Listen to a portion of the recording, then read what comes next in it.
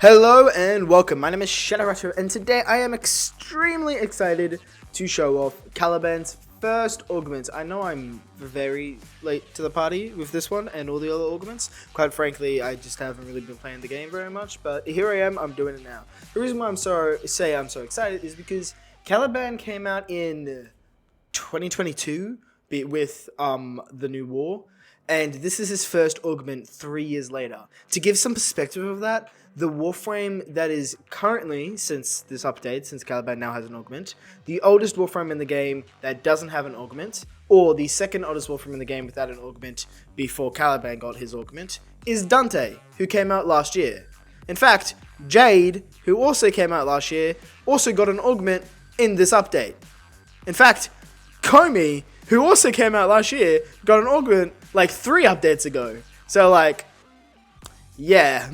Anyway, it has been a long time waiting for him to get an augment. He got his rework, and one of the things I said after his rework is he's still not that great, but he's in a much better spot now, and with a few augments, I'm sure he can become a really good Warframe. And that is exactly what happened. He got an augment, and now he is stupid. With his first ability, can do so much, because it's now an ability that gives him energy economy, survivability, and it nukes. And you really don't need anything more than that. Anyway, let's actually get into what this augment does, how it affects his abilities, and also cover my build with it, obviously. Now, I'm not going to go over Caliban's abilities in detail, as I've actually already done 2 videos on Caliban, one of which is actually my most viewed video on YouTube, so it must have done well. Who knows? I will leave a link down below in the description to that video, which does cover over his abilities in detail, and it also covers how his abilities used to be, because it's the video that covers his rework, but you'll be able to learn how his ability works if you don't know from that video. Anyway, I will, however, cover his first ability, how it works normally, and also his third ability, as these are the 2 abilities that are directly affected by the augment. So let's get into it. First of all, his first ability. So his first ability without the augment is simply just an ability that makes him spin around like a razor top and be moved quite quickly forward. Now, the ability is actually pretty good in a number of ways. First of all, it does prime enemies with Tau, so it does Tau damage and affects the Tau status effect. This is good because Tau damage is unique to Caliban and sentient enemies, and Tau status is entirely unique to Caliban's abilities, and the Tau status basically means your your weapons have increased status chance. At 10 Tau procs, which is max, even if your weapon has 10% status chance, modded status chance, hitting an enemy with 10 Tau procs would increase that to 110%, because Tau increases your status chance by up to 100%, which is amazing. So, first of all, it's good because it primes enemy with Tau, makes it easier for you to use status effects on them. Second of all, it also heals Caliban. If he's at max health, however, he will gain shields instead, and if he's at max shields, he will gain overshields, which is different from overguard. Don't get confused by it. So yeah, the ability, and lastly, the ability also replenishes 25% of the energy that is used to spend on the ability for each enemy hit by the ability. So if you hit at least 4 enemies with the ability is entirely refunded, and every excess enemy you hit after those 4 first enemies, you gain energy, making it really good to build energy. It's basically an energy factory in that way. So in summary, the ability is very good. It's a good move ability. It's good for priming. It heals, shields, overshields, and energy. So already going strong. Next, let's talk about his third ability. So his third ability summons one of 3 versions of sentience, and depending on which version you're summoning, you summon different amounts. You have the Summerlist, which summons a single sentient, but that single sentient can summon an additional 6, giving you a total of 7, which gives you the most, as you can see. Then you have the Conquilists, which summons 3 of them. These are the melee-oriented sentients, and they do the most damage, and they can even mimic the effect of your 4th ability, as you can see. And then you have the star of the show today, which is the Orphalist. These are the ranged sentients, and not only do they attack enemies from range, but they also are very good with priming enemies with the Tau status effect. In addition, they have this mortar attack, which you can see right here, where they fire off attacks quite fast with a small AoE that is really good with priming enemies with Tau. As you can see, this enemy has 10 Tau procs, and so forth and so forth. The Orcalists specifically are the sentients that get affected by this augment. In addition to this, however, though, Caliban will also gain passive shield recharge, which also extends into overshields for every sentient that is around him. This means that the Summonlist will give you the most shield recharge, as you can have up to 7 from the Summonlists, while the Conquerlist and the Orphalist give you the same amount with 3 summons. So what does the Augment do? The Augment does 2 things. It does one thing whenever you cast the ability always, and then it has an additional effect that activates, but only if you have Caliban's Orthalists, the ranged sentients from his third ability, activated.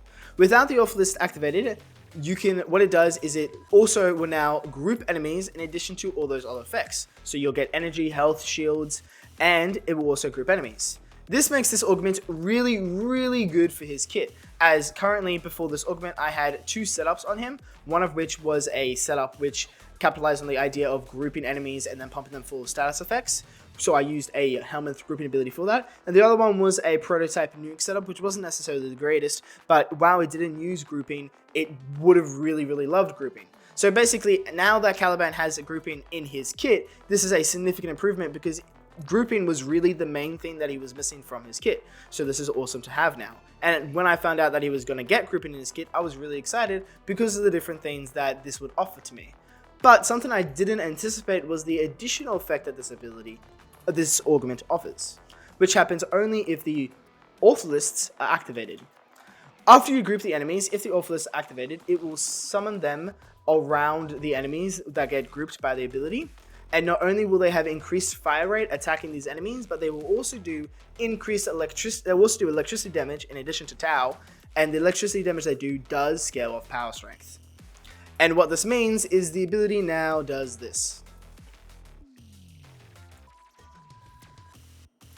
So what's actually happening here, and why are these enemies dying from these Orthalists when they wouldn't have been killed from them before? Because traditionally Caliban summons simply just didn't do that much damage. Well, it's pretty much just the electricity status effect. Since the Orthalists are not only priming Tau, and also since my first ability is also priming Tau, and enemies are going to be inflicted with a lot of status effects because of the way the Tau status effect works. Then the Orthalists are also doing the electric damage type, which will obviously prime enemies with the electric status effect, since that Orthalist mortar attack has a very high status chance, which is only further increased by the Tau status effect, and also the fire rate for it is very quick. This primes enemies with electricity in a group very quickly with a lot of electricity procs, and the electricity status effect is a damage over time that harms enemies in an AoE. This means that not only is the electric status effect harming the enemy that it is applied to, but also all the other enemies around them, meaning the more enemies that are around each other or with the electricity status effect, the more damage it does, effectively multiplying the damage it does for every single enemy in one area. And since the ability not only primes enemies with electric at a crazy rate, but also groups them together, ultimately this makes Caliban an insanely powerful Warframe because you now have a setup where you can just keep casting his first over and over again as your main source of damage with the Augment. Not only is this really good source of a damage output, but since you're casting your first so much, you also never have to worry about energy economy because the first is constantly replenishing your energy, and you also never have to worry about survivability, as your first is constantly giving you back your shields, so you get shield gating really easy, even if you're not tanking. With this setup, it is focused towards more of a shield gate setup, but I never really run out of shields because with Caliban's passive and also the native damage reduction shields get anyway, you actually end up with up to 75% damage reduction because Caliban's passive gives you up to 50% damage reduction, and shields have a native 50% damage reduction. So on lower level enemies, even without modding for something like adaptation or anything else, you can end up being relatively tanky, especially because you get an additional 1,200 extra shields through overshields, so you can get a lot of shields. And I am using redirection, which gives me that 2.5 second shield gate, which is a very long shield gate, which is the max you can get. So in high level endurance missions, not only do I get the 2.5 second shield gate, but if I do ever run out of shields, all I have to do is cast my first again, and my shields are back. And on top of that, the Orphalus themselves are also restoring my shields. So I have a stupid amount of survivability to the point where I basically can't die, because I'll be casting my first ability a bunch, and every time I do, I restore my shields. And with a 2.5 second shield gate, all I have to do is make sure I don't not cast the ability within 2.5 seconds, which is very easy to do without even paying attention, by like just continuously casting the ability. And I don't have to worry about energy at all, and I just pump out crazy amounts of damage. So the ability has made Caliban incredibly powerful, but it also has made most of his kit kind of redundant. Previously, Caliban's Rise to Glory, in my eyes, was his fourth ability, which leaves this lingering damage strip effect, which permanently strips enemies for quite a long time, which was a relatively unique effect to him. There is at least one on Warframe I can think of with a similar effect that works really well and can do some really cool stuff with it. However, now you never have to use this ability because his first ability paired with the third just does so much damage you don't need to worry about armor strip.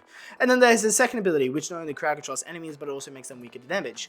Again, you don't need to use this because he just does so much damage anyway. In fact, but what I will say about the second ability is the second ability crowd controls enemies, but they will still be grouped by Caliban's first with the Augment, which is very nice. I was hoping that would be that way. Regardless, he puts in a situation now where his first ability is basically all he needs. The only reason why you're using your third ability is because to do the damage effect of your first, you need the third ability activated. But the first is really doing all the work. So now a lot of his kit becomes redundant, which means the Augment isn't necessarily the smartest choice from a design standpoint. But I will admit, my complaints in this sense is very much kind of like a okay grandpa moment, because overall now Caliban is a significantly better Warframe. I guess what I'm saying is I just hope he gets some other augments soon for his other abilities that also rises them to the same kind of standard, so he doesn't become a Warframe that really relies on a single Warframe ability like Atlas as an example. Instead, we can hopefully play around with his kit more and play with his different effects, because he honestly does have a pretty cool kit. It just needs additional effects to really make it stand out. Enough with me explaining the augments and also my minor complaints of the augment. Let's actually go over my build. Well, my build is really simple. All you do is use the first ability to kill enemies and just make sure the Orphalus is activated. I don't have any Helminths on this setup because I haven't been playing a lot very often and my resources are starting to be depleted. So I ended up choosing not to use a Helminth just because I would have to farm resources to put a Helminth on him, and I didn't want to do that, and also he doesn't need a Helminth. But I will recommend two. The first one is Raw. It's obvious. It affects the Sentinels because it applies to allies in an AoE, and it will give the electricity damage they do double dipping damage, which will increase the damage they do massively. So Raw works really well. And then there's also Nourish. I don't know for a fact that Nourish would actually make the Sentinels apply viral damage. It would affect them, just like Raw, as it applies to allies in an AoE, but that doesn't necessarily mean they would also apply viral in addition to the Tau and Electric. If it does, I haven't tested it. If it does, then yes, it would work really well because viral obviously increases damage that enemies take. I still think Raw would be better anyway, but Nourish could be really good as well. Again, haven't tested it, and it's dependent on if they actually get the ability to apply viral in addition to electric when affected by Nourish. Either way, I would recommend using either of these abilities either on your second or fourth ability, as neither of them are really used for this kit. However, both of them could be arguably useful in different circumstances. If you face really tough enemies, you could use the second to make them weaker, or if you face really tough enemies, you could use the fourth to get rid of the armor, thus making them weaker. So it's up to you which one you get rid of and which one you keep. Okay, so now the build itself. I am using Summoner's Wraith, the relatively new aura mod that obviously works amazing with the setup because it increases the damage of my summons, meaning it's going to increase the damage of my Orphalists, which are the people that are doing the main damage here. On a similar note, I am also using Arcane Kamisado, which I hope I pronounced correctly. At max rank, this Arcane will give you up to 60% additional power strength every time one of your summons attacks an enemy. And since the summons attack enemies so quickly, this Arcane maxes out very, very fast. But at my rank, it's only giving me a 30% extra power strength, which is still really good. I'm also using Augmented, which will also give me a further 60% power strength when it's maxed out. Since we don't need to worry about energy economy or survivability with this setup, I opted to just dump strength on it because why not? I had the mod space to do it. I am still running a little bit of range though with stretch and also overreach. We do obviously still have primed flow and also prime continuity to increase the duration of his third ability, but everything else is power strength, his augment, and also primed redirection to increase my shields above that 1115 point, which gives me that 2.5 second shield gate.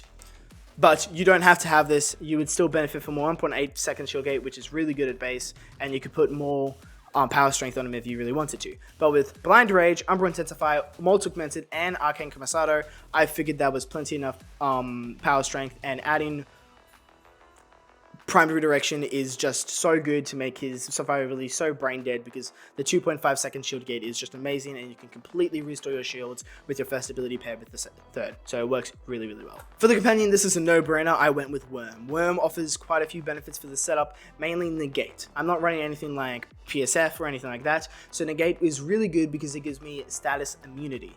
While it only applies to one status effect every 5 seconds, its cooldown is affected by Manifold Bond, so as long as you kill enemies affected by 3 or more status effects consistently enough, then Negate is basically will have infinite uptime. And since our third ability paired with the first Augment will be applying both Tau and Electric, that's at least 2 of the 3 status effects we need. We do have Guardian, which further gives us additional survivability, as then whenever our shields break, it can be 100% restored before going on cooldown. Obviously, that cooldown is also affected by Manifold Bond, which is really good. Momentumous Bond makes it so that our companion recovery timer, if it gets down, will be reduced by 18 seconds whenever we kill an Excellent, which is nice to have for the companion. Synth Deconstruct for additional health orb drops, not necessarily needed here, but I reuse companions, and it is a very nice utility mode to have. Vacuum as a must-have. Enhanced Vitality and Calculated Redirection as your companion's survivability, assault mode so the companion can actually attack enemies, and shield charger for some additional survivability as it increases my max shields and also shield regeneration. Not needed, but again, I do reuse these builds. Tezuko is the weapon we are using for our companion, as it is the best weapon when it comes to companion priming.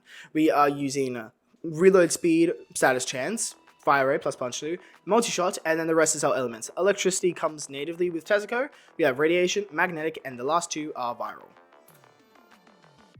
For the utility weapons, feel free to run whatever you want, but I would recommend using Amalgam Serration for the extra movement speed, and Amalgam Barrel Diffusion for the extra rolling speed. And of course, you can also use the 2 Augur mods, Augapacta and Augurseeker, for extra survivability, but for this setup, it's really not needed because of how his first ability works.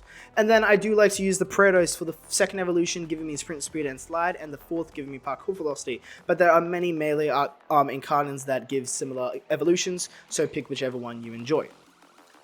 For the focus skill, you definitely do not need Xenoric. I was just using that to give me enough energy to set up my damage rotation at the start of the mission.